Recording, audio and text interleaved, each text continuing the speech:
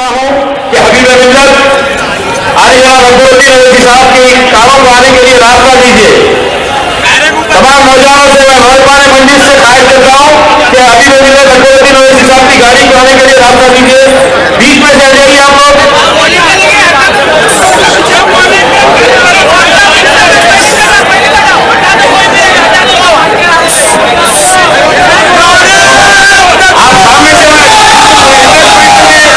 नौजवानों से खाहिश करता हूँ, वॉलंटियर्स खासतौर से वॉलंटियर से खाहिश करता हूँ, हबीब मिल्लत की कार को आने के लिए रास्ता दीजिए। मैं हमारे हैदराबाद के वॉलंटियर से भी खाहिश करता हूँ कि हबीब मिल्लत अब्दुल अजीज साहब की कार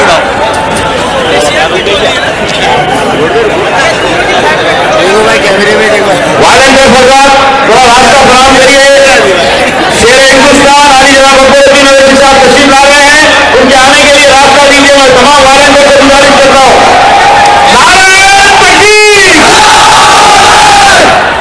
रास्ता फराहम कीजिए।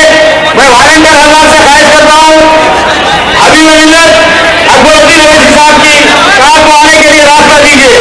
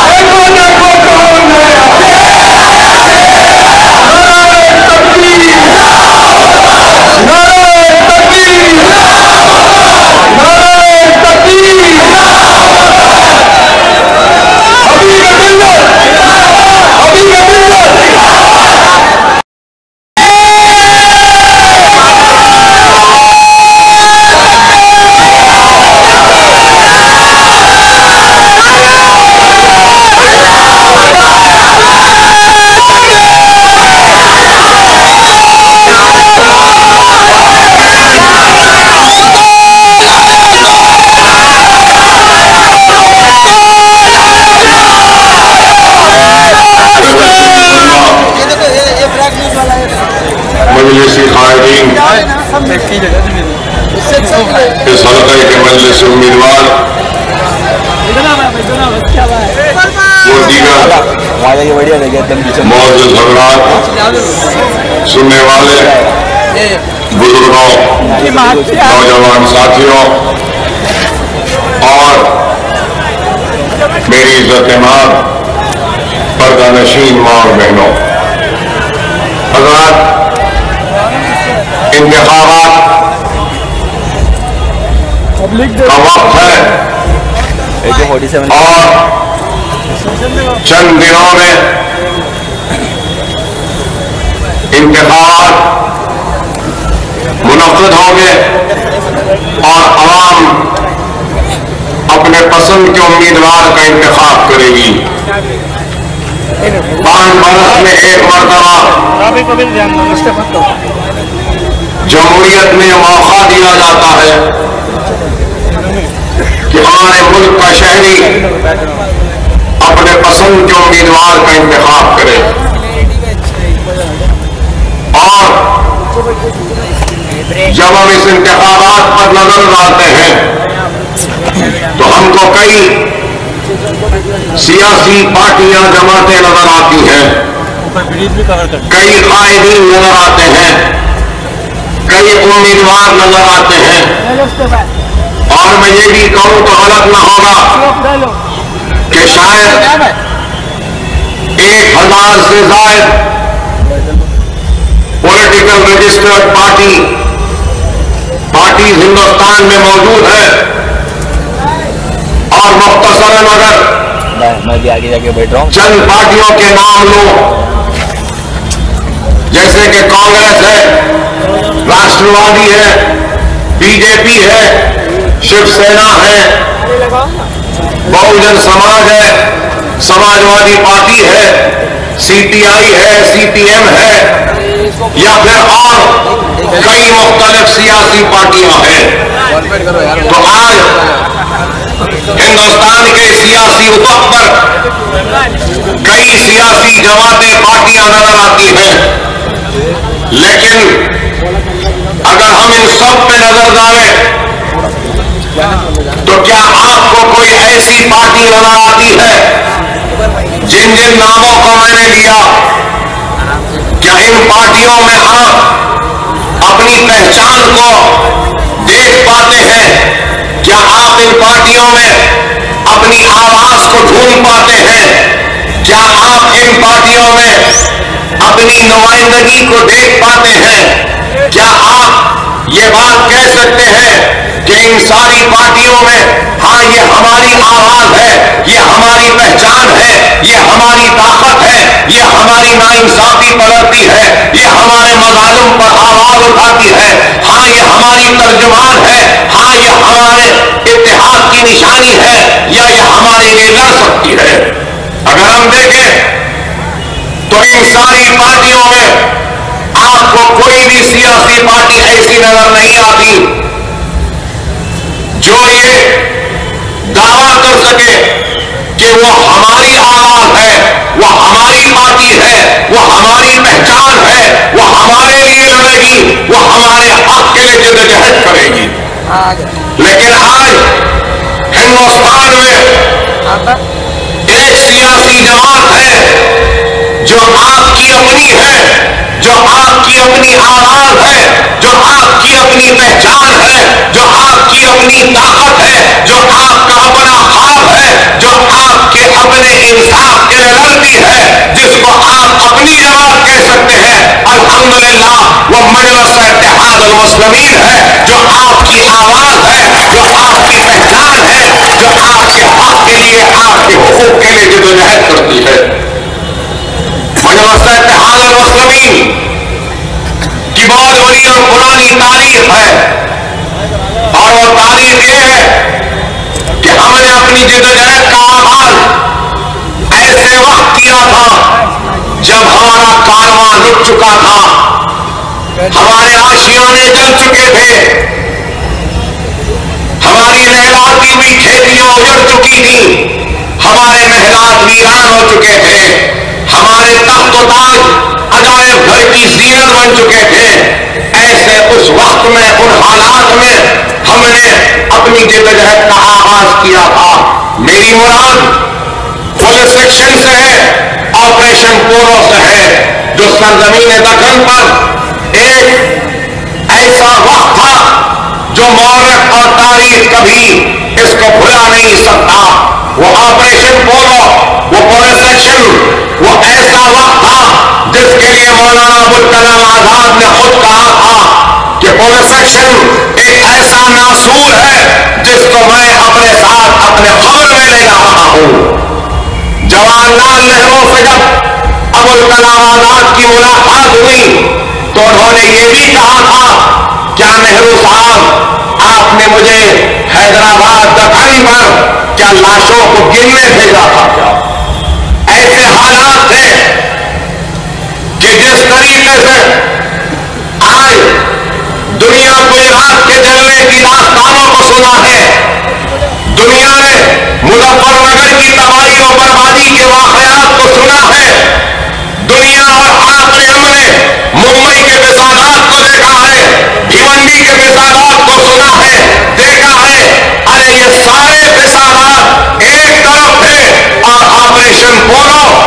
से सेक्शन 1 तरफ था, अरे लिखने वाले ये मैं नहीं, अगर किसी को यकीन नहीं तो पंडित सुंदरलाल के रिपोर्ट को उठाकर देखो कि हैदराबाद से आगे डीलर से आगे गुलबर्गा से आगे उमरगा से आगे रायचूर, शोलापुर और फिर औरंगाबाद, जालना, बीड, उस्मानाबाद, लातूर, ये सारे जगहों पे बोलियों में पानी कम था, मुसलमानों की तैरती हुई लाशें ज्यादा थी, बस्तियां जल रही थी, उजड़ रही थी और तबाही बर्बादी थी। पंडित सुंदरलाल ने अपने रिपोर्ट में लिखा कि 1,000 या 10,000 या 50,000 नहीं, बल्कि 1.5 लाख मुसलमानों का कत्लेआम हुआ था। 1.5 लाख। अरे गौर करो, अगर 10-20 लाख मर जाते हैं तो बस्तियां उजड़ जाती हैं, शहर वीरान हो जाते हैं। अरे मैं उस सरजमीन से आया हूं जहां पे 1.5 लाख की तादाद में मेरा भाई शहीद हुआ, मेरी बहन शहादत पाई, किस्मतें लुटी, इज्जतें लुटी, आबादियां आग की ढेर में तब्दील हुई, हमारे तख्त-ओ-ताज अजायब घर की जीनत बन गए, हमारे सरों पे खौफ व मायूसी के बादल मंडरा रहे थे, लेकिन हम उछल कर उन बादलों को अपने हाथों से हटाया, हैदराबाद में अपने पैरों को जमाया, सरजमीन दक्कन के मुसलमानों के अज़्म को फिर से दोबारा जिंदा किया, खौफ को निकाला, मायूसी को निकाला, इत्तेहाद का पैदा किया, हैदराबाद को फतह किया और आज महाराष्ट्र को फतह करने के लिए आपके दरमियान में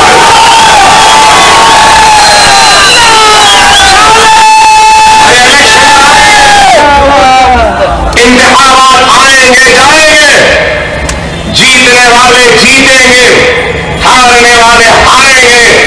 हाँ, सियासी जमात का मकसद होता है इंतखाबात जीते, मेरा भी मकसद है कि इंतखाब जीतो, लेकिन मेरी पहली तरजीह इंतखाबात नहीं, हमारी पहली तरजीह अगर कुछ है तो मुसलमानों के दिलों को जीते, उनके दिलों में अपने लिए थोड़ी सी जगह को बनाए।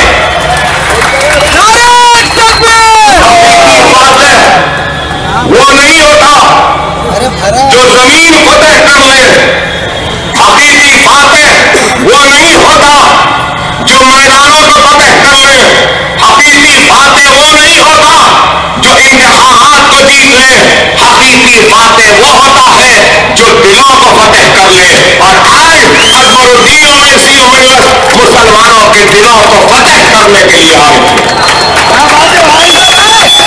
हम आपके लिए, आपके हक के लिए, आपके वजूद का एहसास दिलाने के लिए, आपके बहते हुए खून का हिसाब तलब करने के लिए, आपके बच्चे जो जेलों में हैं उनको जेलों की सोबतों से छुड़ाने के लिए और आप पर होने वाली नाइंसाफी पर आवाज उठाने के लिए आए थे। अरे आज आप गौर करें कि ये मुल्क 2 हिस्सों में तकसीम हो चुका। एक हिस्सा वो हिस्सा है जो हिंदू राष्ट्र की बात करता है, उनका मकसद हिंदुस्तान में हिंदुत्व की ताकतों को एक करते हुए हिंदू राष्ट्र बनाना, उनका मकसद इस मुल्क के सेक्युलरिज्म को खत्म करना, उनका मकसद दस्तूर को तब्दील करना, उनका मकसद दस्तूर में दिए गए अक़लियतों के हुकूक को खत्म करना, उनका मकसद आर्टिकल 30 और आर्टिकल 31A को खत्म करना, उनका मकसद यह है कि कश्मीर के ख़ुसूसी मौक़िफ़ को खत्म करना, उनका मकसद है कि राम मंदिर बनाना बाबरी मस्जिद की जगह, उनका मकसद काशी और मथुरा के मसाजिदों को गिराना, मनाजिर को बनाना, उनका मकसद है, वो चाहते हैं कि हिंदुस्तान की 2000 से ज्यादा मसाजिदों को मनाजिर में तब्दील करना, उनका मकसद है कि हिंदुस्तान में मुसलमानों को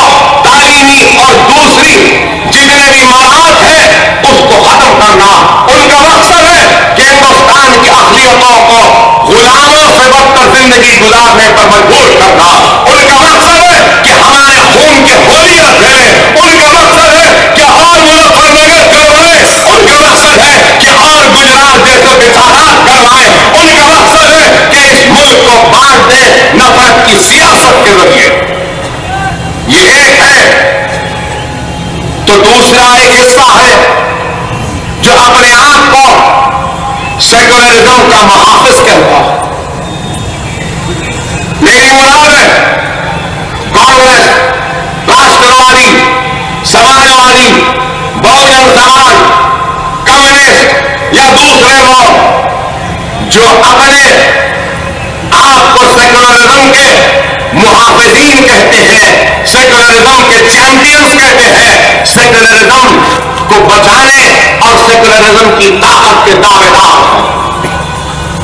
तो इन्होंने क्या किया? अरे जब बात आती है हमारी तो सब एक हो जाते हैं।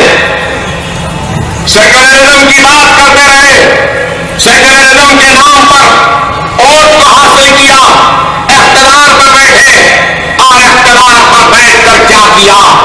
और हिंदुस्तान में फिसादात का अगर किसी ने आगाज किया तो ये कांग्रेस की हुकूमत ने आगाज किया। फिसादात भड़काकर जानी व माली नुकसानात का सिलसिले का आगाज किया तो वो कांग्रेस की थी और कोई नहीं। इस मुल्क में सेकुलरिज्म की दुहाई देते, सेकुलरिज्म की बात करते, लेकिन मुसलमानों के साथ नाइंसाफी का सिलसिला नया नहीं है, बल्कि 1947 से लेकर 2014 तक भी मैं कहूं तो सबसे ज्यादा अगर किसी के साथ नाइंसाफी हुई, सबसे ज्यादा किसी की हक तलफी हुई, सबसे ज्यादा किसी को जेलों की नजर भेजा गया, सबसे ज्यादा किसी का खून बहा, सबसे ज्यादा किसी की इस्मत लुटी, सबसे ज्यादा किसी के घर जले, सबसे ज्यादा किसी के बस्तियां जली, सबसे ज्यादा किसी के गांव जले, तो वो मुसलमानों की बस्तियां थी, मुसलमानों के घर थे, मुसलमानों की इज्जतें तो आबरू थी। 50,000 से जायद फिसादात के जरिए हमको लूटा गया, काटा गया, जलाया गया, तबाह बर्बाद किया गया। लेकिन धर्मा ये सेकुलर फोर्सेस कभी अलीगढ़ गया तो अलीगढ़ इंक्वायरी, फिसादात की इंक्वायरी कमेटी बना दी। कभी मलियाबाद में विसाद हुआ, पुलिस वालों ने गोलियां चला दी मुसलमानों को लाइन से खड़ा कर। मलियाबाद के विसाद में नदियों में गिर गए मुसलमान तो उसकी तहकीकाती कमेटी बन गई। कभी भिवंडी जला तो भिवंडी के इंक्वायरी कमीशन बिठा दी गई। कभी आगरा में विसाद हुआ तो आगरा के विकास से कमीशन बनाया गया। फिर मुंबई में भी विसाद हुआ, बम धमाके, उससे पहले विसाद तो उस वक्त भी श्री कृष्णा कमेटी बना दी। बाबरी मस्जिद शहीद हुई तो उस वक्त भी हम कमीशन बना दिया। कब रिपोर्ट आएगी नहीं मालूम, आते चले गई। इस तरीके से जब मुसलमानों ने अपने जान और माल के लुटने पर आवाज उठाई तो कमीशन बना दिए गए। जब मुसलमानों ने अपने तालीमी पसमानदगी के बारे में आवाज उठाई, अपनी बेरोजगारी पर आवाज उठाई, अपनी मुफलिसी, अपनी बेबसी, अपनी लाचारगी पर आवाज उठाई, कमीशन बना दिए गए। कभी इंदिरा गांधी ने गोपाल सिंह कमीशन बनाया तो फिर मनमोहन सिंह ने, सोनिया गांधी ने मिलकर सच्चर कमेटी बना दी। फिर उसके बाद रंगनाथ मिश्रा कमेटी बना दी और फिर विलासराव देशमुख ने महमूद रहमान कमेटी बना दी। अरे जितने फिसादात हुए उतने कमीशन कायम होते गए, कमेटियां बनती गई, रिपोर्ट आते गए। चाहे डोडरा हो उसकी भी कमीशन बना, चाहे गुजरात हो उसकी भी कमीशन बनी, हर एक चीज की कमीशन कमेटी बनी। लेकिन बताओ कितने कमीशन के रिकमेंडेशन को कबूल किया गया, कितने कमेटियों के रिपोर्ट को रूबे अमल लाया गया। क्या गोपाल कमीशन ने नहीं कहा कि हिंदुस्तान में सबसे पीछे, सबसे पिछड़ा हुआ, सबसे कमजोर, सबसे आखिर तालीम के मैदान में, माशी मैदान में, रोजगार के मैदान में, हर बुनियादी सहूलतों के मैदान में हो, बैंक के कर्ज के मैदान में हो, तो पिछड़ा हुआ कौन? मुसलमान। कमीशन की रिपोर्ट आई, लोग पढ़े, आधार और शुमार को देखते रहे और बस वो मिसालें बनती रही। फिर सच्चर कमेटी आई। सच्चर कमेटी ने भी क्या कहा? अरे सच्चर कमेटी ने तो आगे बढ़कर ये तक कहा कि हिंदुस्तान में SC, ST और BC से भी अगर कोई सबसे पीछे है तो मुसलमान ने कहा। तालीम के मैदान में, रोजगार के मैदान में, हर शोबे जिसमें जिंदगी से ताल्लुक रखता है, उन सब में SC, ST से भी पीछे अगर कोई है तो वो मुसलमान। आप बताइए क्या हुआ? कुछ नहीं हुआ। फिर रंगनाथ मिश्रा कमेटी बनी, उसने भी यही कहा कि अगर मुसलमानों की पसमानदगी को, मुसलमानों के पिछड़ेपन को, मुसलमानों की कमजोरी को अगर दूर करना है तो मुसलमानों को रिजर्वेशन दिया जाना, मुसलमानों को तहफ्फुज़ात कायम करनी चाहिए, मुसलमानों को आरक्षण देना चाहिए। लेकिन आप बताइए क्या तहफ्फुज़ात मिले? क्या आरक्षण मिला? क्या हमको रिजर्वेशन दिया? अरे आज जहां जहां पर भी रिजर्वेशन है, उस रिजर्वेशन, उस आरक्षण की मुखालफत अगर कोई करती है तो वो बीजेपी, संघ परिवार, RSS, शिवसेना और जितने फिरका पर हिंदुत्व, हिंदू राष्ट्र की झांक करने वाले लोग मुसलमानों के रिजर्वेशन के खिलाफ हैं। अरे मैं पूछना चाहता हूं, अगर कोई इस मुल्क को सुपर पावर बनाना चाहता है या अमेरिका से आगे ले जाना चाहता है या चीन की तरक्की को खत्म करना और उससे ज्यादा तरक्की याफ्ता बनाना चाहता है तो ये मुल्क तरक्की कैसे करेगा?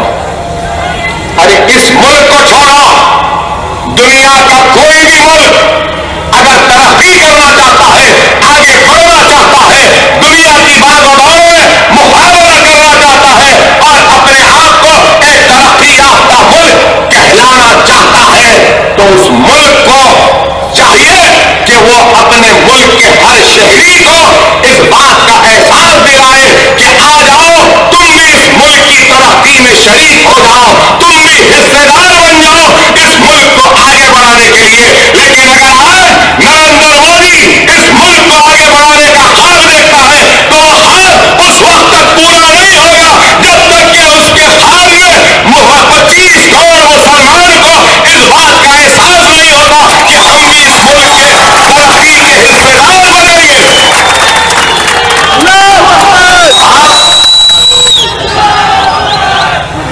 मुसलमान को भूलकर क्या मुल्क को आगे बढ़ाने का ख्वाब हकीकत में तब्दील कर पाएंगे? ऐ दीवानों, ऐ नादानों, अहमकों की दुनिया में रहने वालों, अगर तुम मुसलमान को उसका हक नहीं देंगे, इंसाफ नहीं देंगे, इस मुल्क की तरक्की में उसको शरीक नहीं करेंगे, इस मुल्क को आगे बढ़ाने की जिद्दोजहद में उसको हिस्सेदार नहीं बनाओगे तो फिर ये मुल्क तरक्की नहीं कर सकता, आगे नहीं बढ़ सकता और अमेरिका या चाइना से मुकाबला नहीं कर पाएगा। आप 25 करोड़ आवाम को अलग थलग करके मुल्क की तरक्की का ख्वाब नहीं ले सकते। यही बात है जो हम कहते हैं, यही बात है जो हम दोहराते हैं। और हम क्या चाहते हैं? अगर कोई जानना चाहता है कि हिंदुस्तान का मुसलमान और अकबर अवैसी क्या चाहता है? अरे अकबर अवैसी और ये मुसलमान सिर्फ यही चाहता है कि हमको हक मिले, हमको इंसाफ मिले, हमको रोजी मिले, हमको रोटी मिले, हमको रहने को घर मिले, हमको पानी मिले, हमारे बस्तियों में कचरा उठे, गंदगी का खात्मा हो, हमारी बस्तियों में हमारे बच्चों को पढ़ने के लिए स्कूल और कॉलेजेस बने, और फिर हम चाहते हैं कि हमारे मरने के बाद हमको दफन होने के लिए थोड़ी सी जगह भी मिल जाए। और क्या चाहते हैं? हम इत्मीनान की सांस चाहते हैं, सुकून की जिंदगी चाहते हैं। हम जलते हुए बस्तियां नहीं चाहते, लुटती हुई इस्मत और आबरू के नजारे नहीं चाहते। हम अपने बच्चों को जेलों में जाता हुआ देखना नहीं चाहते। हम बस यही चाहते हैं कि हमको सुकून मिले, इत्मीनान मिले। सुबह घर से निकले तो कुछ नौकरी मिल जाए, शाम जब घर को आए तो इज्जत हलाल की कमाई से घर के चूल्हे जल जाए। हम यही चाहते हैं। हम और क्या चाहते हैं? अरे क्या मुल्क, ये सेकुलर और क्या हिंदुस्तान, क्या इतना भी नहीं दे सकता इन हिंदुस्तानियों को? अरे बोलना क्या हुआ?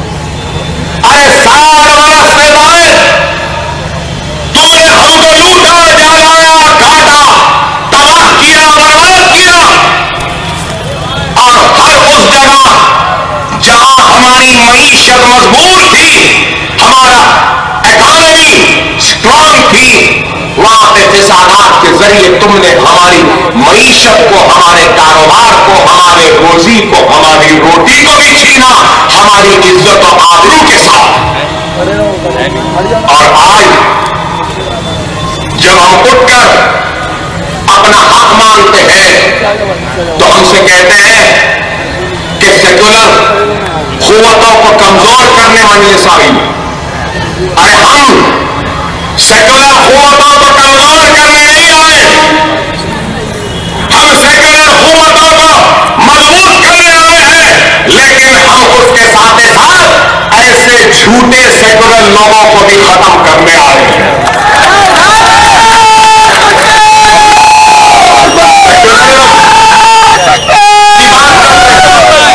हमारे आने पर तरकीब, हमारे खिताब से परेशानी, हमारे इस इज्तिमा से हैबत।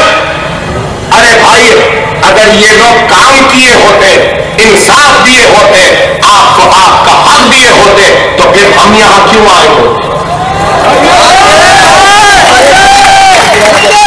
हम बोलते ना, हम बोलते ना आप सुनने को आते।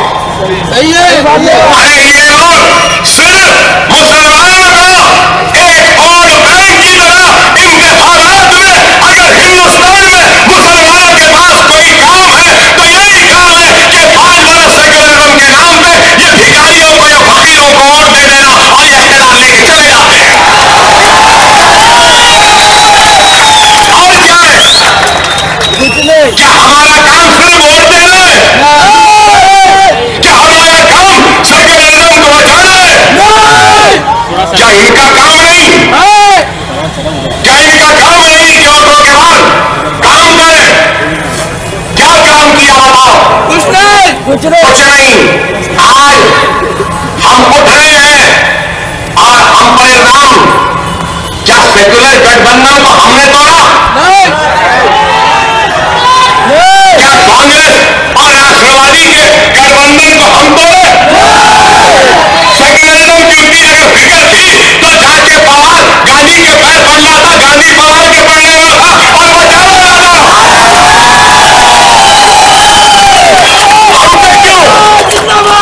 हम पे क्यों?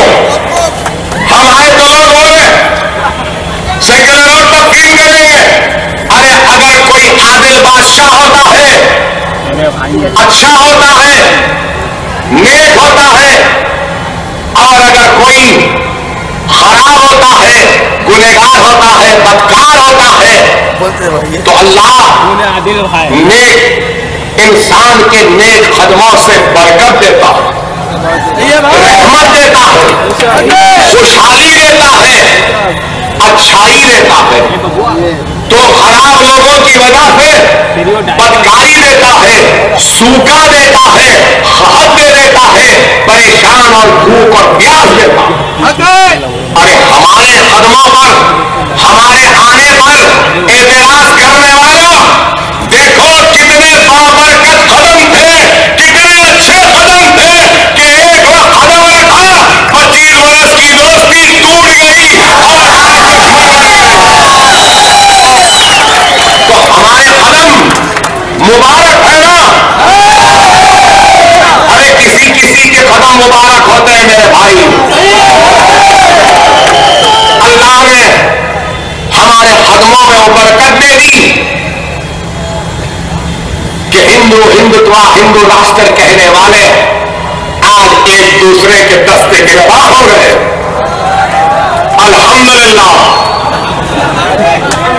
अल्हम्दुलिल्लाह। आप क्रिकेट देखते हैं ना, T20 देखते हैं ना? मेरे भाई, मुझे तो बहुत जमाने के बाद महाराष्ट्र में T20 देखने का मौका मिल रहा है। उधर मोदी ठाकरे इसको कह रहा है, इधर ठाकरे इसको बोल रहे, कभी वो छक्का मार रहा है तो कभी ये छक्का मार रहा है। मारते रहो, वो हमको मारे, अल्लाह इनको मारने लगा रहा है। मौका है, वक्त है, हालात है, इस मौके को हाथ से जाने न दो, इस मौके को हाथ से जाने न दो। अल्लाह को हमने देखा नहीं है, अल्लाह को निशानियों में पहचानते हैं।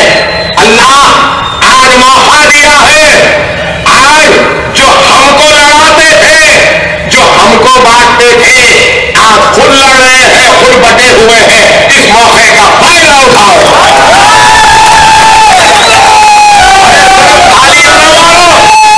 नारे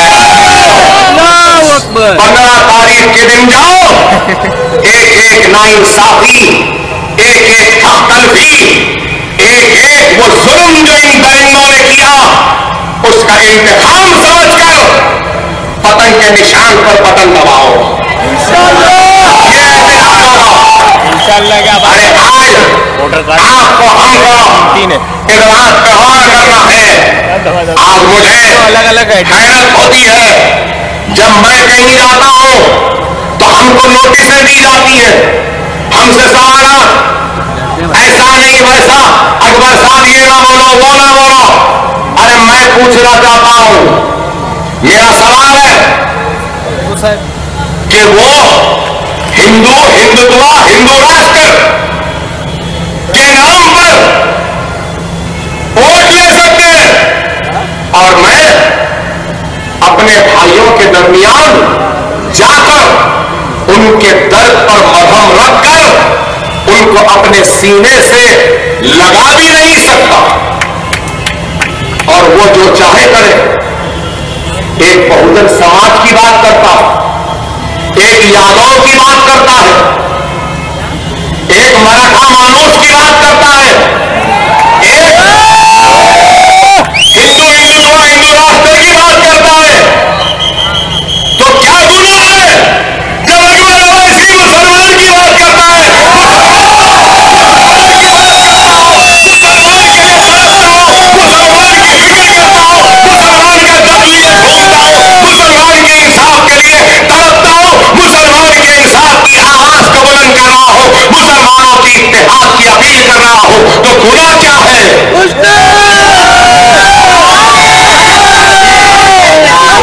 यादव की बात करेगा, बहुजन बहुजन की बात करेगा, रेड्डी रेड्डी की बात करेगा, तेलुगु तेलुगु की बात करेगा, कन्नडिगा कन्नडिगा की बात करेगा, और मैं अपनी बात ना करूं।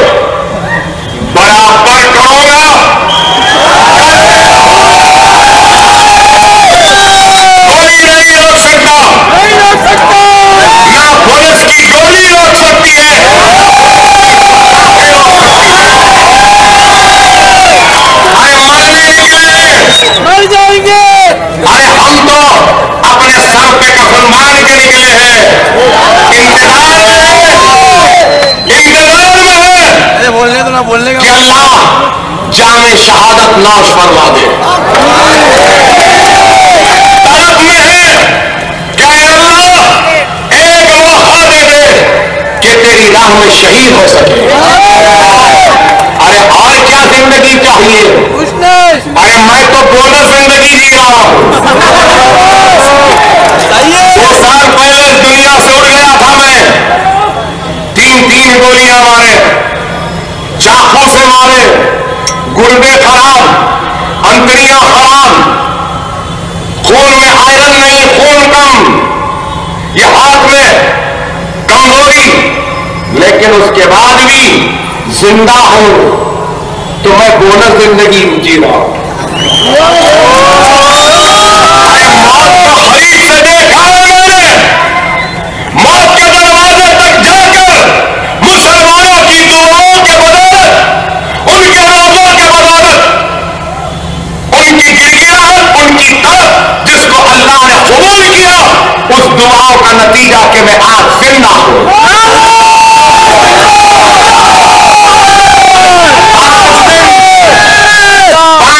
बेहोश था, होश में नहीं था, वेंटिलेटर्स पर था, लेकिन सलाम मेरे हैदराबाद के और सारे हिंदुस्तान के मुसलमानों को।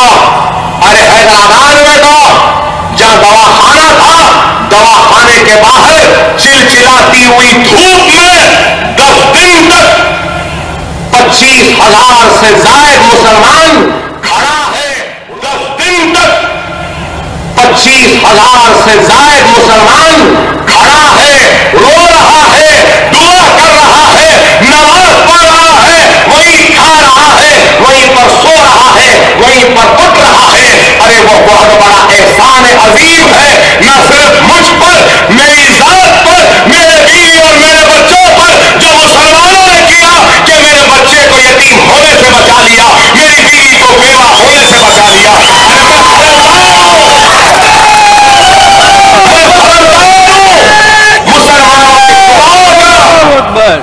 और मैं अपने जिस्म का एक एक कतरा खून, एक एक सांस मुसलमानों के कदमों के नजर कर दूं, और मेरी एक नहीं 7 नस्ल भी अपने जिस्म की चमड़ी निकाल कर भी मुसलमानों के कदमों के नजर कर दे, तब भी मैं उनके दुआओं के एहसान और खर्च को अदा नहीं कर सकता, नहीं कर सकता। इतना बड़ा एहसान, इतनी बड़ी, इतने बड़े हमले के बाद अल्लाह ने हयात दी, तो इस जिंदगी का कुछ मकसद होना चाहिए, नहीं तो फिर बेकार। अरे मैं जी चुका हूं जिंदगी अपनी औलाद के लिए, मैं जिंदगी जी चुका हूं अपने बीवी और बच्चों के लिए, मैं जी चुका हूं अपनी जिंदगी अपनी मां के लिए, मैं जी चुका हूं अपनी जिंदगी अपने भाई के लिए। अब जितनी जिंदगी बची है वो अल्लाह की राह में, रसूल अल्लाह की उम्मतियों की खिदमत के लिए जीना है, और जीते रहेंगे। और उस जिंदगी को बामकसद बनाने के लिए, आपको उठाने के लिए, आपको बेदार करने के लिए, आपको मुत्तहिद करने के लिए आज आपके दरमियान में खड़ा हूं। मेरे प्यारे भाइयों, खुदारा हालात को समझो, हालात की नजाकत को महसूस करो। आज ये मुल्क फिरका परस्ती की तरफ आगे बढ़ रहा है। आज कौन कौन क्या क्या बातें कह रहे हैं। आज पुलिस हमारे ऊपर मुकदमा डालती है, मुझे खुद नहीं मालूम, कुछ 60 या 70 मुकदमात मुझ पे चल रहे थे। जिस शहर में जाता हूं पता चलता है कि अकबर साहब यहां पे भी मुकदमा है। अरे जहां जाता हूं मालूम होता है नहीं यहां पे भी मुकदमा। अरे वाह, हम जरा बोले तो इतनी तकलीफ, इतनी तड़प, लेकिन 60 बरस से हम जो सुनते आए उसका क्या? कभी हमने ठाकरे को सुना, कभी हमने तोगाड़िया को सुना, कभी हमने साधु नितंबरा को सुना, कभी हमने अडवाणी को सुना, कभी उमा भारती को सुना, कभी वाजपेयी को सुना, और आज नरेंद्र मोदी को भी सुन रहे थे। हमने इतनों को सुना ना, तुम एक अकबर ओवैसी को नहीं सुन सके।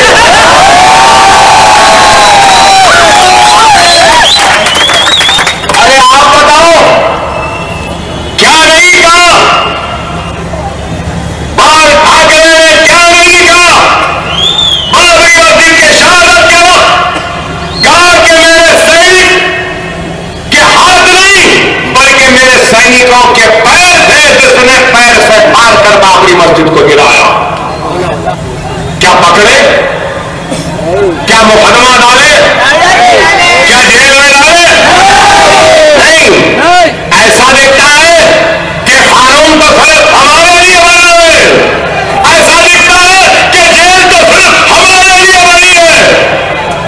और कानून सबके लिए बराबर है, जेल सबके लिए है, हमारे लिए नहीं। लेकिन अगर कोई समझता है कि हम डर जाएंगे, घबरा जाएंगे मुसलमान से या पुलिस से या जेल से, नहीं, हम घबराएंगे नहीं। दुनिया देखेगी अगर अकबरुद्दीन ओवैसी को फांसी पर भी लटका दिया गया तो खुदा की कसम फांसी के तख्ते पर चढ़ जाऊंगा, लेकिन इस गर्दन को कभी नहीं झुकाऊंगा, क्योंकि ये गर्दन अकबरुद्दीन ओवैसी की नहीं रही, ये गर्दन मुसलमानों की आन है, मुसलमानों की शान है, मुसलमानों की ताकत है, मुसलमानों के इतिहास की निशानी है,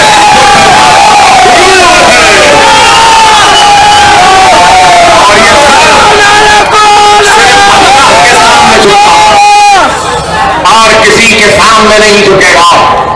अरे आप बताओ, ये प्रवीण तोगाड़िया कहता है कि मुजफ्फरनगर को भूलना नहीं, गुजरात को भूल गए तो मुजफ्फरनगर को नहीं भूलना। क्या कोई मुकदमा करे, क्या गिरफ्तार करे? नहीं। सुप्रीम कोर्ट का एक जज कहता है अहमदाबाद में, क्या कहता है कि अगर मैं डिक्टेटर होता तो महाभारत पड़ा। जमहूरियत में डिक्टेटरशिप की बात कर रहा है, जमहूरियत में रहते हुए डिक्टेटरशिप की बात कर रहा है। मतलब ये कि वह जमहूरियत पर हमला कर रहा है। क्या कोई मुकदमा करे? नहीं करते, नहीं करे। प्रवीण तोगाड़िया कहता है मुसलमानों को धर्म दें, जेल करता है। क्या कोई मुकदमा हुआ? क्या पकड़े? योगी आदित्यनाथ क्या कहता है? इश्तियार अंग्रेजी लव जिहाद की बात करें, क्या मुकदमा किया? ये बीजेपी संघ परिवार इन सब के बाद और इन सब का हेडक्वार्टर नागपुर यहां बैठा है। वो मोहन भागवत जो खाकी चड्डी पहन के रथ फिराते फिरता है, वो कहता है, क्या कहता है कि हिंदुस्तान में मुसलमान हिंदू है। क्या मुकदमा करे? वो फिर कहता है मुसलमानों की रगों में राम का खून। क्या ये इश्तियार अंग्रेजी नहीं? क्या ये भड़काऊ बात नहीं? क्या ये लड़ाने की बात नहीं? मुकदमा करे? नहीं करते। अगर हम कुछ बोले तो बैठे हमारे पुलिस वाले पहले बोलेंगे अकबर साहब चलिए ले जाओ। कितने बार ले गए? 5 मरतबा जेल जाकर आ चुका हो, 50-50 दिन जेल में रहा हो, अभी भी जेल में रहने तैयार हो। डरने घबराने वाले का नाम अकबरुद्दीन ओवैसी नहीं है। लेकिन आप बताओ, उनके ऊपर कुछ नहीं होता, हम पर होता। आज आप खुद बताइए, यहां प्रेस वाले भी बैठे, इनसे भी सवाल करूंगा, क्या हिंदुस्तान की पहचान हिंदुइज्म है? मोहन भागवत दशहरा की तकरीब में राज दूरदर्शन से टेलीकास्ट कर रही है हुकूमत। वाह, कौन सा बड़ा लीडर है मोहन भागवत? क्या लीडर है? अरे आजादी से पहले 3 मरतबा इन पर बैन हुआ, 2 मरतबा। आजादी के बाद 3 मरतबा इन पे बैन हुआ।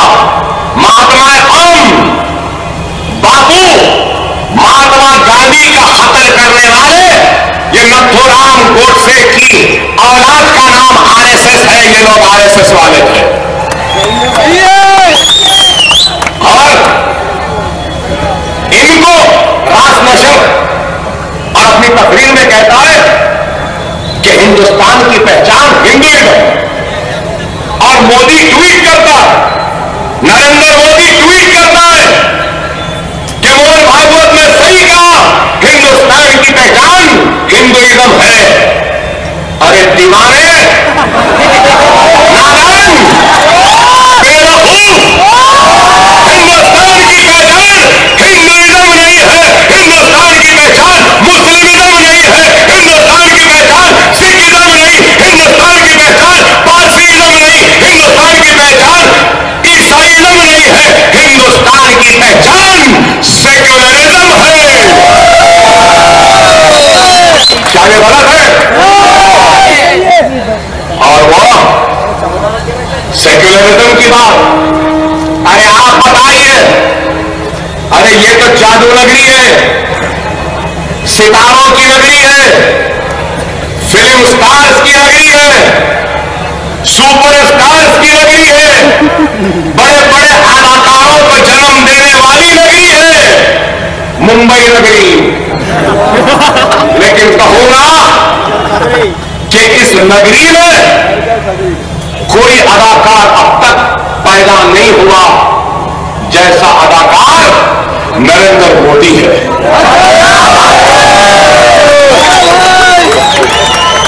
पहले बादशाहों के दरबारों में भांड हुआ करते, तो उनका काम क्या होता था?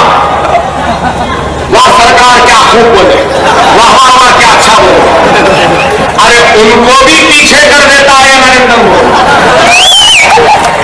मैं कहूंगा कि हिंदुस्तान का सबसे बड़ा झूठा, सबसे बड़ा धोखेबाज, सबसे बड़ा अदाकार, सबसे बड़ा हाथी अगर कोई है तो वह नरेंद्र मोदी।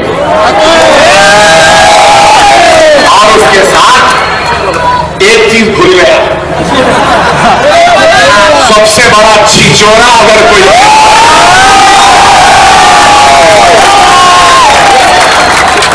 अरे देखो वजीर आजम दिखता है क्या? क्या वजीर आजम जैसे बात करता है क्या? क्या वजीर आजम जैसा चलता है क्या? क्या वजीर आजम जैसी बातें करता है? महात्मा गांधी का नाम नहीं मानो इसको। वाहे नसीब मेरे मुल्क का, कैसे कैसे कैसे कैसे हो गए, ऐसे ऐसे वैसे वैसे होगा। क्या नसीब है, वाह वाह। आपको शायद नहीं मालूम, जिंदगी में एक मर्तबा ये नरेंद्र मोदी जिंदगी से बेदार होकर हिमालय की गोद में भी चला गया। हाँ, कई दिन तक गुमशुदा था, पता नहीं कहां था। अरे आज आप बताइए, पार्लियामेंट में आया, सीधा घुसा अंदर, सीढ़ियां थी, झुक गया। क्या तो कहा ये दस्तूर की मंदिर है इसलिए माथा टेक रहा हूं। अच्छा,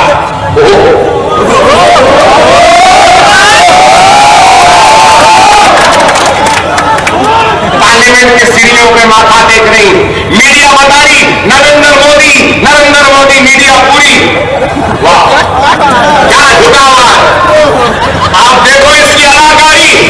अगर ये दस्तूर की मंदिर है, दस्तूर बनाने वाली इदारा है, हाँ बेशक है, दस्तूर की मंदिर है तो पार्लियामेंट है, दस्तूर की मंदिर है तो असेंबली है, क्योंकि वहां कानून बनता है। लेकिन मेरा सवाल यह है, ऐ झूठे, ऐ छिचोरे, जापान को गया तो भगवत गीता क्यों दिया? हिंदुस्तान का कॉन्स्टिट्यूशन देना था।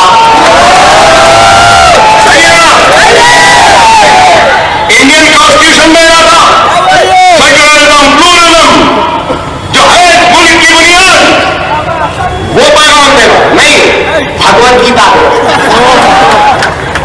आप बताइए अब इनकी सोच क्या है? अरे आप बताओ। बड़ा अजीब है इस मुल्क का। मैं बोलूं तो लोग बोलेंगे कुछ भी बोलता है ओवैसी। अरे कुछ नहीं, हक बात करता हूं। यहां पढ़े लिखे लोग भी हैं, मीडिया भी है, काबिल है, इनसे भी पूछोगा। नरेंद्र मोदी के पॉलिटिकल कैरियर, सियासी सबक में से 2002 को निकाल दीजिए तो नरेंद्र मोदी क्या है?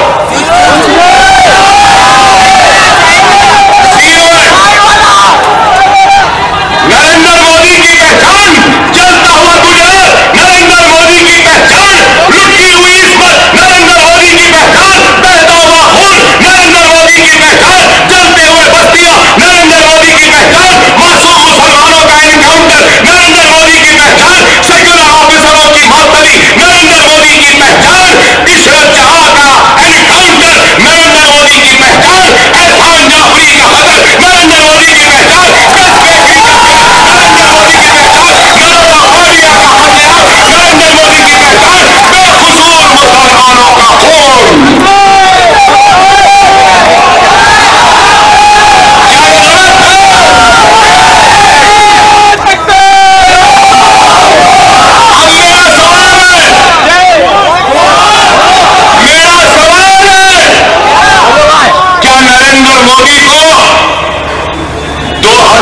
कामयाबी पर आपने और दिया या 2002 की नाकामी पर और दिया?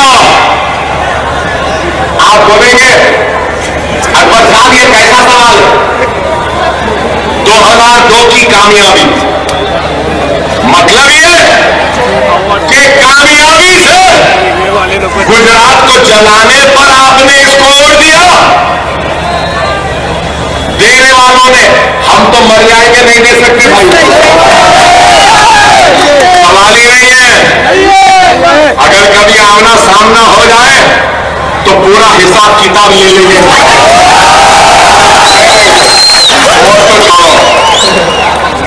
लेकिन और एक मेरा सवाल, क्या गुजरात की नाकामी पे रोक दिया?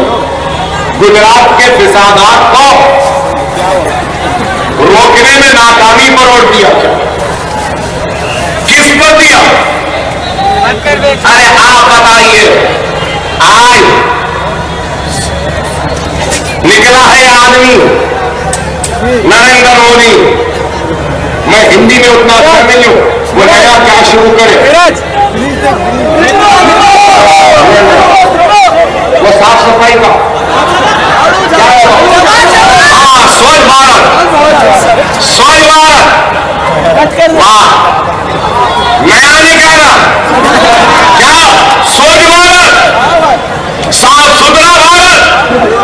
अरे जिसकी सोच गंदी, जिसकी फिक्र गंदी, जिसके इरादे गंदे, जो खुद गंदा है और खून में डूबा हुआ दरिंदा है, वो क्या स्वच्छ भारत देगा? अगर भारत को स्वच्छ करना है तो पहले सोच बदलो, पहले समझ बदलो। हिंदुस्तान क्या कामयाबी उसी वक्त साफ हो जाएगी।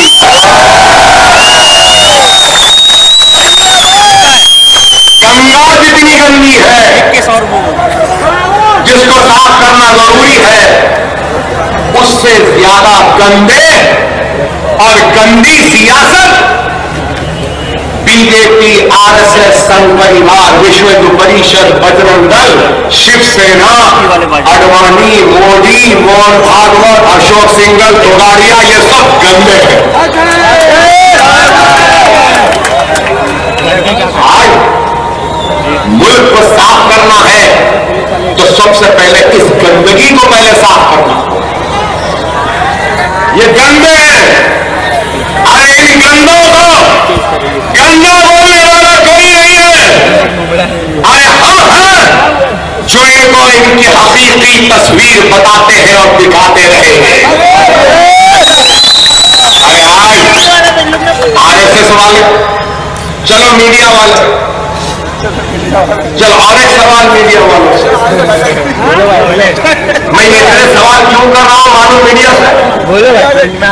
इस वजह से कि मैं जहां जा रहा हूं 1 लाख से जायद का मजमू, सोलापुर गया 2 लाख, नांदेड़ गया 1 लाख, औरंगाबाद गया 1.5 लाख, मालेगांव गया 2 लाख, नागपाड़ा में जलसा करा 1 लाख, कोरबा में करा उसमें भी 1 लाख, आज मुमरा भी आया हो यहां पर भी 70-80 हजार या 1 लाख का मजमा। इस वजह से कि मैं जहां जा रहा हूं 1 लाख से जायद का मजमा, सोलापुर गया 2 लाख, नांदेड़ गया 1 लाख, औरंगाबाद गया 1.5 लाख, मालेगांव गया 2 लाख, नागपाड़ा में जलसा करा 1 लाख, कोरबा में करा उसमें भी 1 लाख, आज मुमरा भी आया हो यहां पर भी 70-80 हजार या 1 लाख का मजमा। लेकिन मीडिया पैसे दे के लाने वालों का लिखते हैं, सवारी में गाड़ियों में लाने वालों का लिखते हैं, आखिर देने वालों का भी लिखते हैं। हाँ बात है, बात अभी भी ईमानदार दयानतदार जर्नलिस्ट है, सारे नहीं हम लोग। लेकिन आप बताओ, आप बताओ क्या कोई अखबार लिख रहा है मजलिस के जलसों को या आवाम को? नहीं लिखते।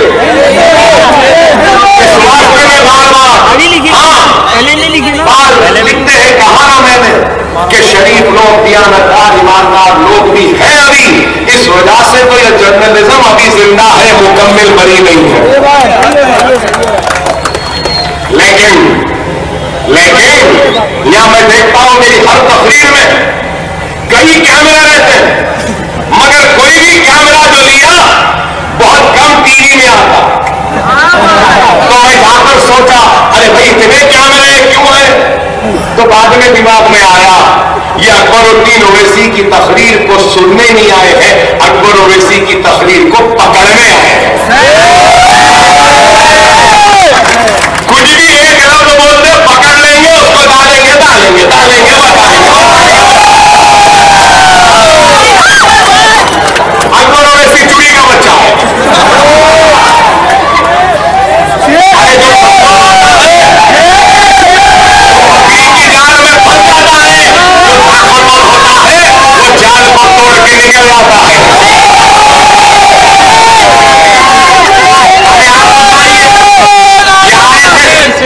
ये मैं प्रेस वालों से कह रहा था, मैं आता हूं फिर से।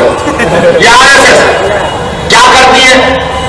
लट लेती है, ऐसी चड्डी पहनती है, निकलती है लेफ्ट राइट में। बड़े पहलवान, अरे कब तक हमारे बेचारे फौजी कारगिल पे बर्फ में खड़े रहेंगे? कब तक खड़े रहेंगे? कब तक लद्दाख में रहेंगे खड़े हुए? सही है ना? रोज ये रख फिराते हैं। अरे मोहन भागवत, देश से इतनी मोहब्बत है, मातृभूमि है, भारत माता है ना, तो चल अपने लट ले ले, अपने पूरे आरएसएस के लोगों को ले जा और चाइना के बारे में लेके अंदर घुस जा, और चाइना जो जमीन हमारा कब्जा करी अपने लटों से मार के वो जमीन वापस ले लो। लट कह के नहीं चला रहे, लट क्यों चला है? कुछ तो फायदा होना ना। चड्डी पहने आखड़े पहलवान, चड्डों में से मोंडे पलट गए बड़े पहलवान। अरे आप बताओ मेरे भाई, खैर बहरहाल गौर करो, याद रखो कि आज ये मुल्क तेजी से हिंदुत्व की तरफ बढ़ रहा है। ये मुल्क तेजी से राम मंदिर बनाने के लिए आगे जा रहा है। ये मुल्क तेजी से शरीयत मोहम्मदी के खात्मे की तरफ बढ़ रहा है। ये मुल्क आज हमारे ऊपर नाइंसाफी करने के लिए बढ़ रहा है। आज इस मुल्क के सेकुलरिज्म को बचाना है। राम मंदिर की जगह पर इंशाअल्लाह ताला बाबरी मस्जिद को बनाना है।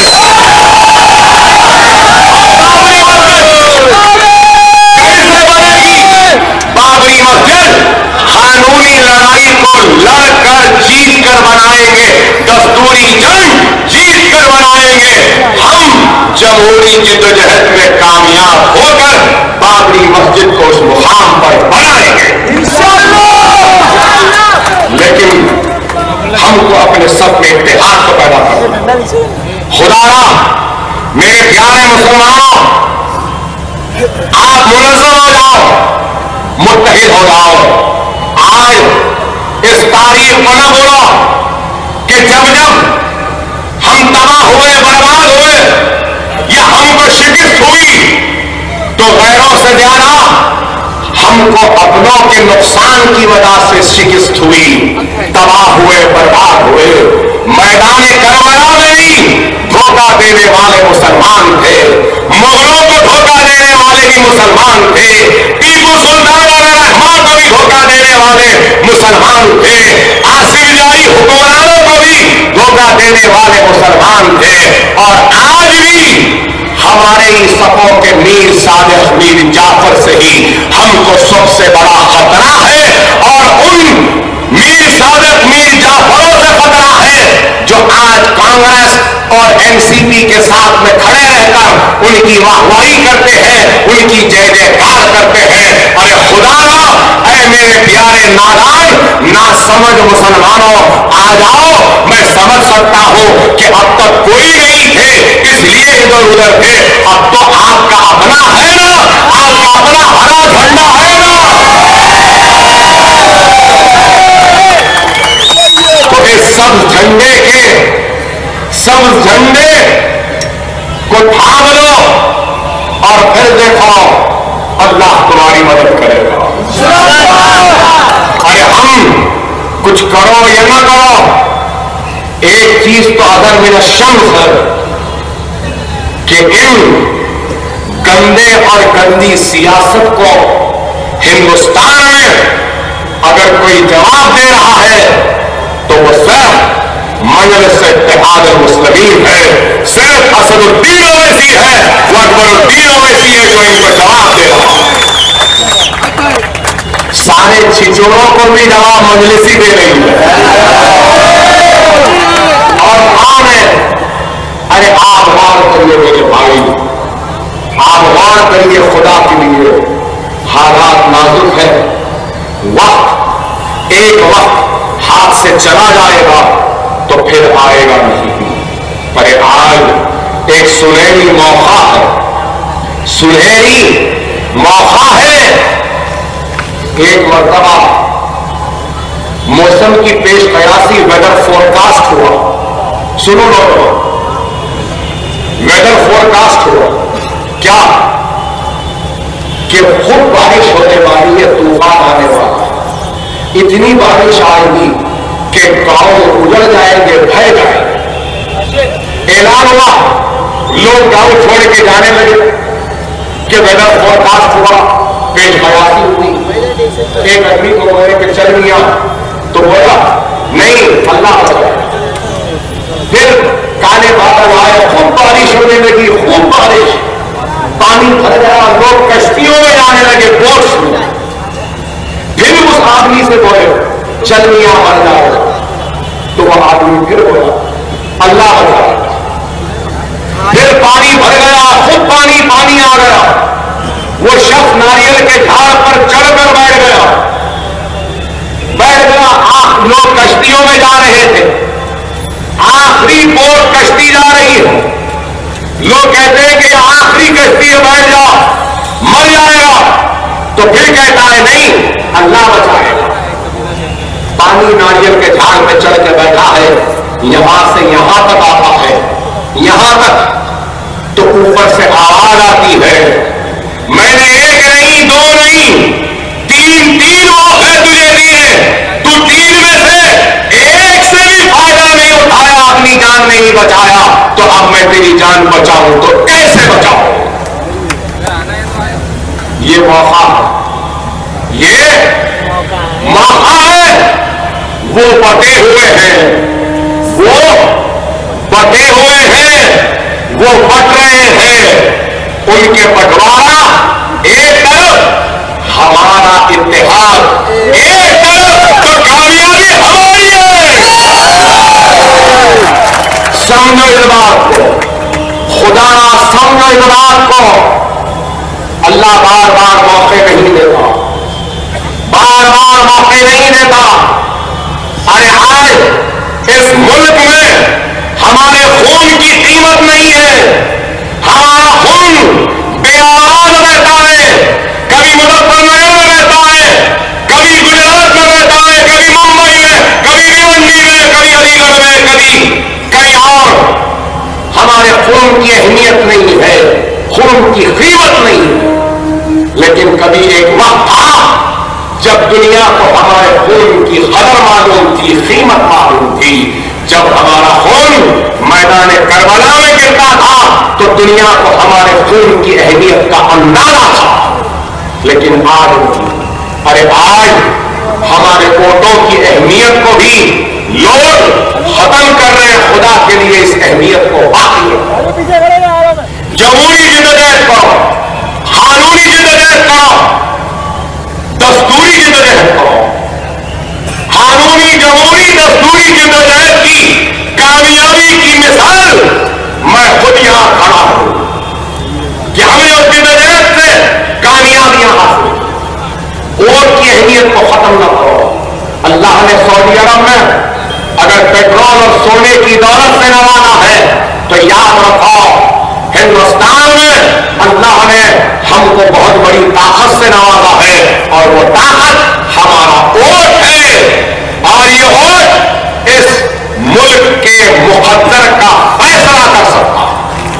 हमारा वोट इतना ताकतवर है कि हम जिसको चाहे तख्त पे बिठा सकते हैं, जिसको चाहे तख्ते पे औंधा लिटा भी सकते हैं। समझे वोट की ताकत को? आए उत्तर प्रदेश में 3 करोड़ 60 लाख हमारी आबादी है, लेकिन एक भी मुसलमान एमपी नहीं बन सका। महाराष्ट्र में 13 करोड़ है, एक भी मुसलमान एमपी नहीं बन सका। हमारे वोटों की अहमियत को इन लोगों ने खत्म कर दी। खुदा अपने वोटों की अहमियत को खत्म होने न दो। वोट तुम्हारी बस्तियों की इबादत करेगा, और तुम्हारी इज्जत की इबादत करेगा, और तुम्हारी शरीयत की इबादत करेगा, और तुमको इंसाफ दिलाएगा, और तुमको हक दिलाएगा। क्योंकि आज तुम्हारे लिए लड़ने, मरने, मिटने वाले आज तुम्हारे दरमियान में है, वो मजलिस में और हम हैं। खुदा समझो इस बात को।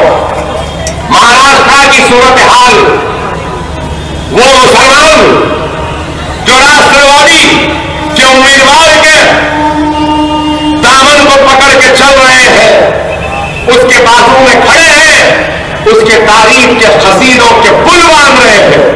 मेरा उनसे सवाल है, क्या 500 करोड़ का बजट काफी था महाराष्ट्र के लिए? अरे मैं जहां से आया हूं 1000 है, 1000 करोड़ बजट है, 1000 तालीम का खर्च है, और 500 करोड़ फिर गरीब बच्चियों की शादियों के लिए।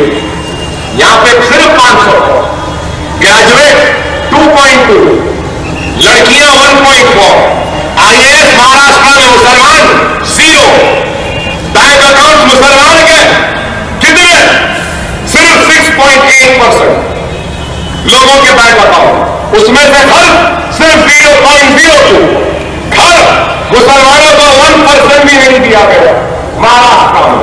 और फिर महाराष्ट्र की जेलों में 40% मुसलमान, मतलब 25,000 की अगर जेल की कैपेसिटी है तो 10,000 मुसलमान उन जेलों में मुसलमान। क्या है? क्या ये किया कांग्रेस राष्ट्रवादी ने? क्या ये दिया बच्चों को जेल?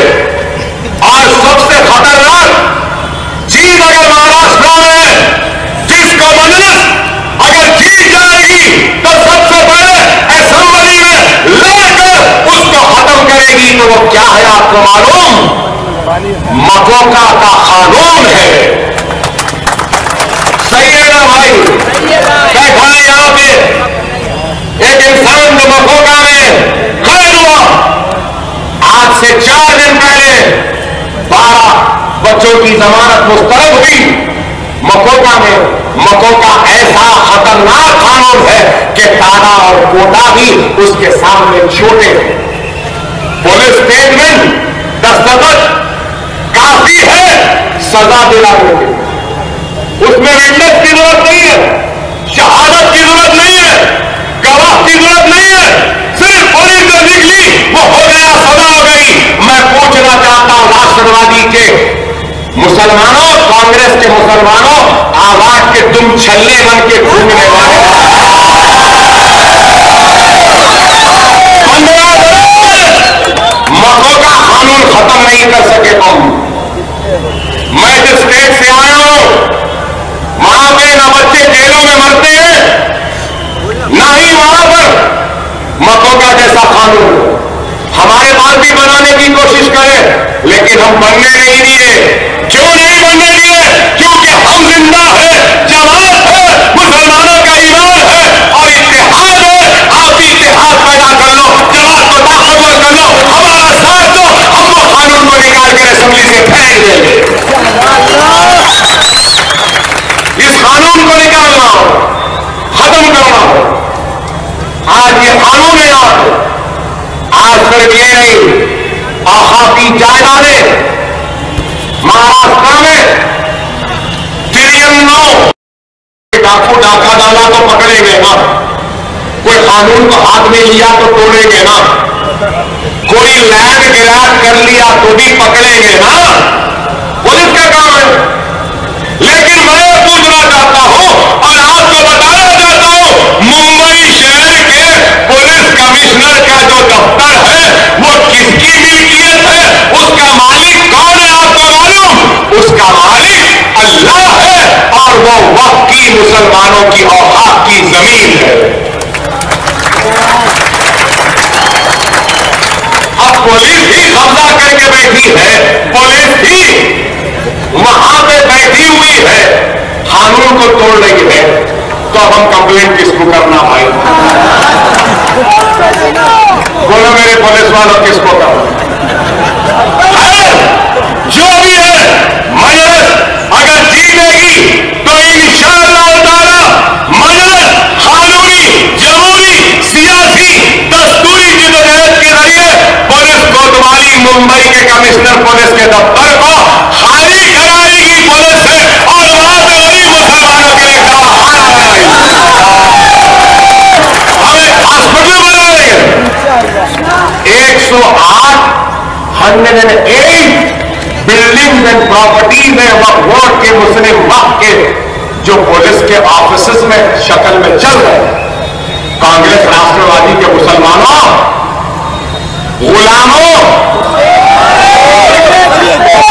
क्या ये दिखाई नहीं देता? कुछ नहीं, इनको कुछ नहीं है, इनको क्या होगा? इनके जेब भर देना। बात लोग होते हैं जो यहां से सोचते, बात लोग यहां से सोचते, बात लोग यहां से सोचते, मगर बात ऐसे भी लोग हैं जो यहां से सोचते। ये पेट से सोचने वाले लोग हैं, इनका पेट भर गया तो सब अच्छे हो गए। अब भरने होंगे इनके पेट को तो इस वास्ते अच्छे हो गए। अरे मंडल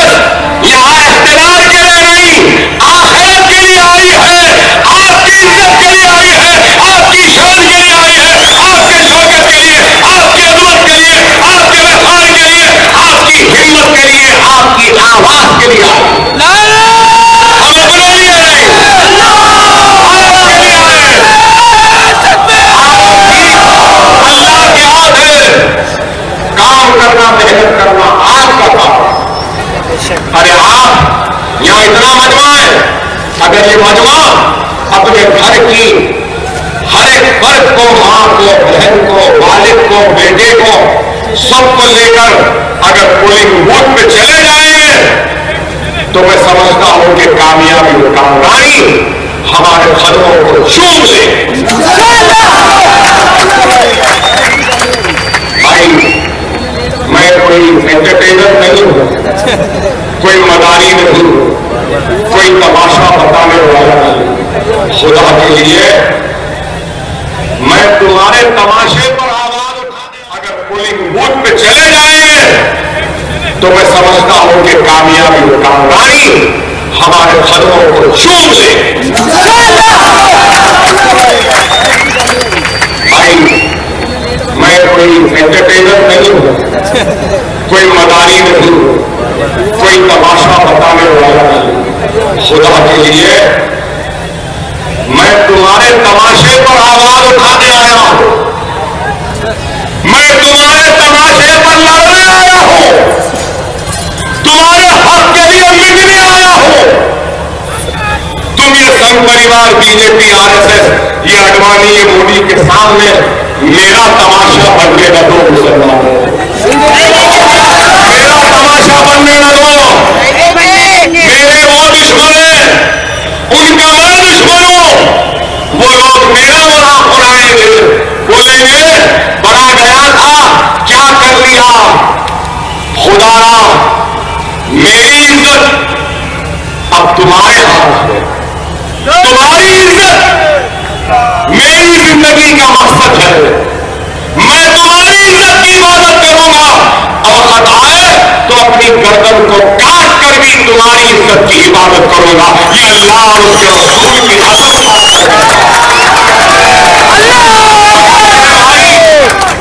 खुदारा दुश्मन को खैर खैर मारने न दो।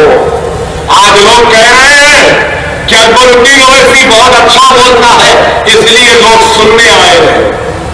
अरे मैं अच्छा नहीं बोलता हूं, मैं आपके दर्द को अपनी जबान से बयान करता हूं, मैं आपके दिल की आवाज को अपनी जबान पे लाता हूं, मैं आपके इरादों को मुखातिब करता हूं, आपकी उम्मीद पर मैं पूरा उतरता हूं, इसलिए आप यहां सही है ना? तो 15 तारीख के दिन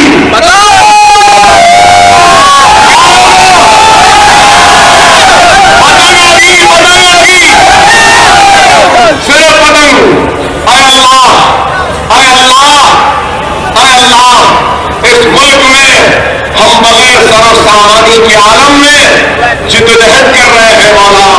मौला तो हमारी हिफाजत फरमा। अल्लाह ये दुश्मनों में हम घिरे हुए हैं, ऐ मौला तो हमारी इज्जतों की हिफाजत फरमा। अल्लाह हमारे पास कुछ भी नहीं है मौला, हमारे पास कुछ भी नहीं है, हम तेरे नाम लेवा है अल्लाह, और हमारा कसूर भी यही है कि हम तेरा नाम लेते हैं। दुश्मन आज हमारी तरफ तेजी से बढ़ रहा है, ऐ मौला तो हमारी हिफाजत फरमा दे। अल्लाह तुम्हें तेरी रहमानियत का वास्ता हमारी हिफाजत फरमा दे। अल्लाह तो करीम है, हम पे करम फरमा दे। अल्लाह जितनी हमसे मेहनत होती थी हमने की है मौला हमारी आवाज आज लड़खड़ा रही है, हमारी ताकत आज टूट रही है। मौला इस आवाज में और ताकत बख्श दे, ऐ मौला हमको और हिम्मत दे दे। ऐ अल्लाह तुझे वास्ता है तेरे हबीब मोहम्मद मुस्तफा सल्लल्लाहु अलैहि वसल्लम का। ऐ अल्लाह तू हमारे गुनाहों को माफ फरमा दे, ऐ अल्लाह तू हमारे गुनाहों को माफ फरमा दे। ऐ अल्लाह तुझे वास्ता है खुलफाए राशिदीन का, ऐ अल्लाह तू हमारे गुनाहों को माफ फरमा दे। ऐ अल्लाह तुझे वास्ता है शहदाए करबला का, हमारे गुनाहों को माफ फरमा दे। ऐ अल्लाह तुझे वास्ता है औलिया अल्लाह का, ऐ अल्लाह हम गुनहगारों को माफ फरमा दे। ऐ अल्लाह हमारे पास कुछ भी नहीं है, ऐ मौला हमारे पास कुछ भी नहीं है, हम खताकार हैं, गुनाहगार हैं, लेकिन ऐ गुनाह हुआ था कि तूने हमारे सीनों पर हमारे कातिलों को मुसल्लत कर दिया, हमारे ऊपर हमारे जालिमों को मुसल्लत कर दिया, हमारे ऊपर हमारी इज्जतों को लूटने वाले जालिमों को मुसल्लत कर दिया।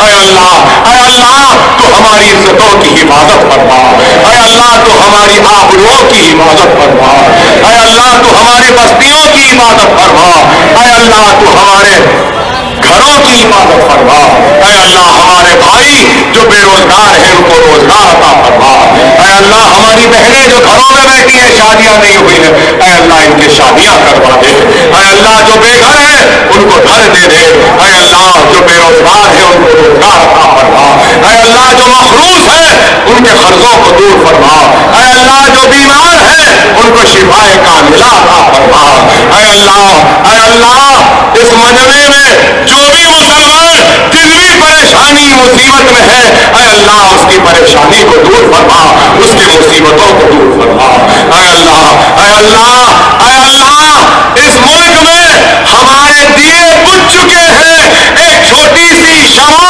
जल रही है जो सारे मुल्क में मुसलमानों को रोशनी देने का एक उम्मीद और ख्वाब लेकर बड़ी है। ऐ अल्लाह इस छोटे से दिए, इस छोटे से तिनके की रोशनी मजलिस इत्तेहादुल मुस्लिमीन की हिफाजत फरमा, हिफाजत फरमा, हिफाजत फरमा। ऐ अल्लाह हमने ईमान की जो रोशनी सरजमीन दफन पे रोशन की है, मुनव्वर की है, उसी रोशनी को महाराष्ट्र में भी तू उभार दे, तू कामयाब व कामरानी अता फरमा दे। ऐ अल्लाह मजलिस के उम्मीदवारों को कामयाब कर दे, ऐ अल्लाह मजलिस को कामयाब कर दे, ऐ अल्लाह हमारे दुश्मनों को नीच तो नाबूद कर दे, ऐ अल्लाह हमारे भाई जो आज भी हमसे दूर है, ऐ अल्लाह हमारे भाइयों को हमारे करीब ला दे, हमारे करीब ला दे। ऐ अल्लाह हमारे दिल को इतना बड़ा बना कि हम उनको कबूल कर ले, उनके दिलों में ऐसी मोहब्बत डाले कि वो हमको कबूल कर ले। ऐ अल्लाह सारे मुसलमानों को एक कर दे, नेक कर दे, एक कर दे, नेक कर दे, नमाजी बना दे, कुरान को पढ़ने की हिदायत दे दे, मसाजिदों को आबाद करने की हिदायत दे दे। ऐ अल्लाह हम सबको एक बना, हम सबको नेक बना, हम सबको एक बना। ऐ अल्लाह महाराष्ट्र में हम जो ईमान की आवाज को लेकर आगे बढ़े हैं, ऐ अल्लाह तू ईमान वालों की कामयाबी और कामरानी से नवाज दे, उनकी हिफाजत फरमा दे। ऐ अल्लाह मुमरा शहर से हरे झंडे को सब्ज गुम्बद वाले सरकार मदीना कमली वाले के सब्ज झंडा है, इस सब्ज झंडे को उड़ा दे, इस सब्ज झंडे को कामयाब कर दे। ऐ अल्लाह हम सबको एक बना, नेक बना। वाखिर दान अल्हम्दुलिल्लाहि रब्बिल आलमीन। नारे